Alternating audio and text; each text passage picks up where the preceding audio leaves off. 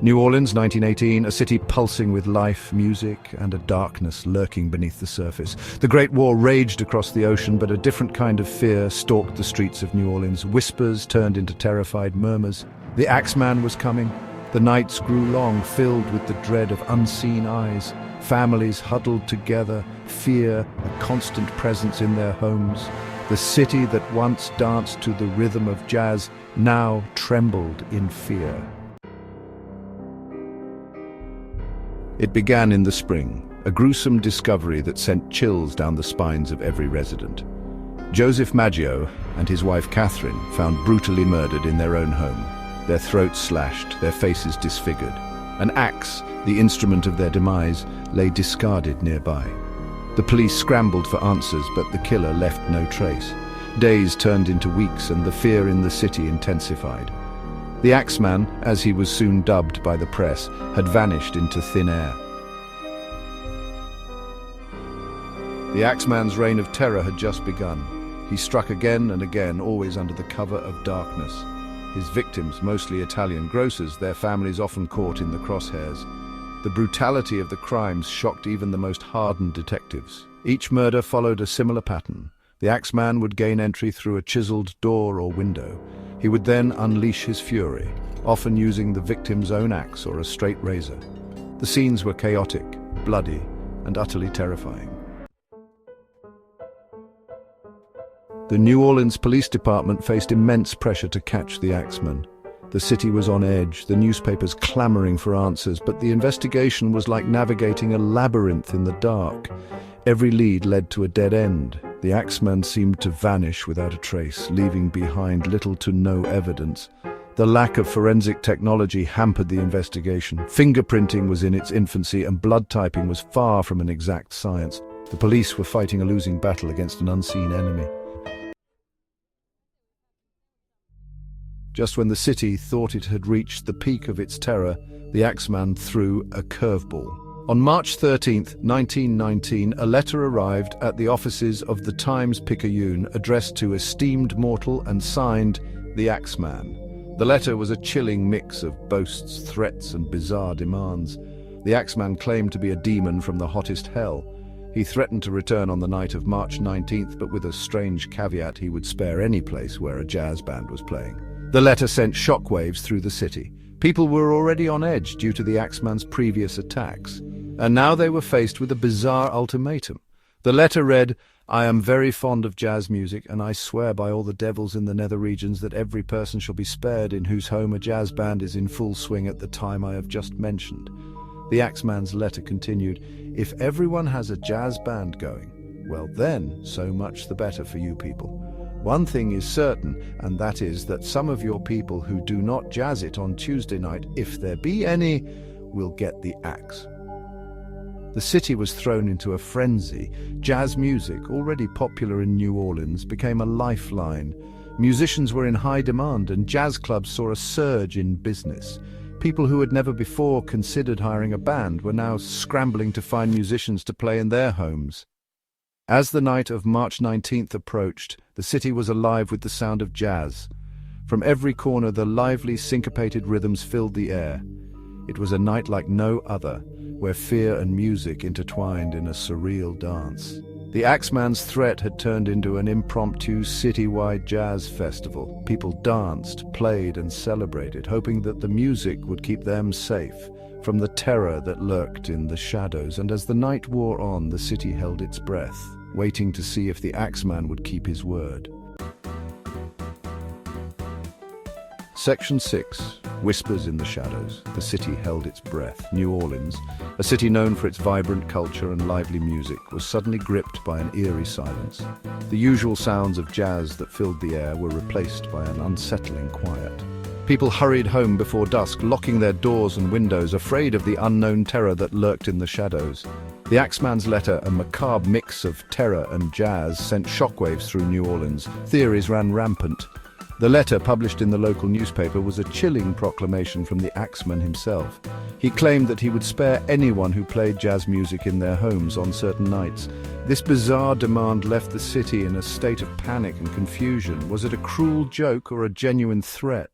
Was the Axeman truly a demon? Some believed he was a supernatural entity, a demon sent to punish the city. Others thought he was a deranged human, using the guise of a demon to instill fear.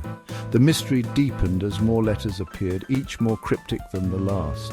The Axeman's identity remained shrouded in darkness, adding to the city's growing dread. Or was he a madman seeking to taunt the city with his love for its music? The Axeman's peculiar obsession with jazz music baffled everyone.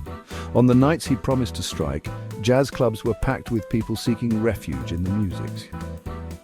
The city's love for jazz became both a shield and a source of fear. The Axeman's twisted game turned the city's greatest joy into a haunting reminder of the lurking danger. Suspects emerged from the shadows. The police were inundated with tips and leads, each one more dubious than the last. The investigation was a labyrinth of dead ends and false hopes.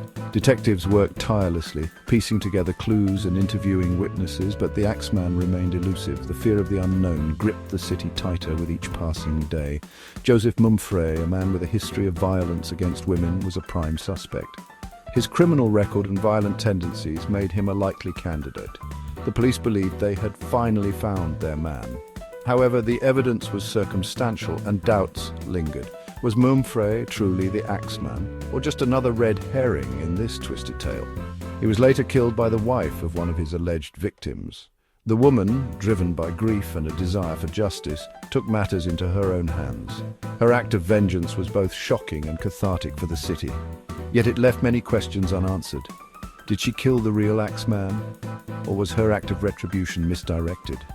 But the evidence linking him to the Axeman crimes was circumstantial at best. The case remained unsolved, a haunting mystery that lingered in the city's collective memory. The Axeman's reign of terror left an indelible mark on New Orleans, a chilling reminder of the darkness that can lurk behind even the most vibrant facades. Section 7. A City Holds Its Breath. March 19th, 1919. The night the Axeman had promised to return, the city braced itself for another bloodbath. But this night, New Orleans fought back, not with weapons but with music. Every dance hall, every bar, every home with a gramophone cranked up the jazz. The air vibrated with the sounds of trumpets, trombones, and clarinets. The city, united in its defiance, dared the Axeman to make his move. Section 8. Silence falls. The night passed without incident. The Axeman, it seemed, had kept his word. Relief washed over the city, but it was a relief tinged with unease. The Axeman was still out there, lurking in the shadows. The investigation continued, but the trail had gone cold. Months passed, and the Axeman's reign of terror seemed to have come to an abrupt end. The city slowly began to breathe again, but the fear lingered. Section 9. An enduring mystery. The Axeman of New Orleans was never caught. This elusive figure terrorized the city from May 1918 to October 1919, leaving a trail of fear and confusion in his wake. His modus operandi was chillingly consistent. He would break into homes in the dead of night and attack his victims with an axe, often using the very tools he found at the scene. Despite the best efforts of the police and the public, he always managed to slip away like a ghost in the fog. His identity remains a mystery to this day. Numerous suspects were questioned, and many theories were proposed, but none could definitively unmask the Axeman. Some believed he was a deranged lunatic, while others thought he might be a professional hitman.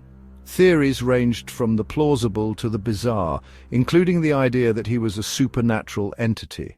The lack of concrete evidence only fueled the speculation and fear. Was he a cunning killer who simply vanished? Or did he blend back into society, hiding in plain sight among the very people he once terrorized? The idea that the Axeman could be an ordinary person living a double life is perhaps the most unsettling theory of all. It suggests that evil can lurk behind the most unassuming faces, and that the line between normalcy and madness is thinner than we might like to believe. Or was he an ordinary citizen driven to madness, his moment of infamy a dark blip in an otherwise unremarkable life? The psychological profile of the Axeman remains as elusive as his physical identity. Some experts suggest that he might have been suffering from severe mental illness, while others believe he was fully aware of his actions and reveled in the chaos he created. The truth, like the man himself, remains hidden in the shadows. The Axeman's story became a chilling chapter in the annals of New Orleans history.